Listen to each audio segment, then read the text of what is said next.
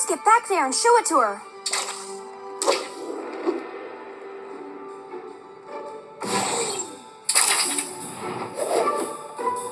Hey, Peter. Hi, Miles. Hi, Gwen. Miles, got a case of the hiccups?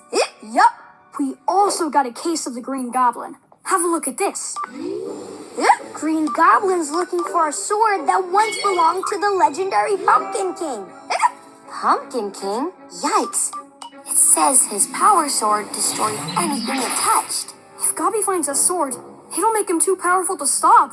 Then who knows what terrible tricks he'll play. So we'll find it first. Watch out! Whoa!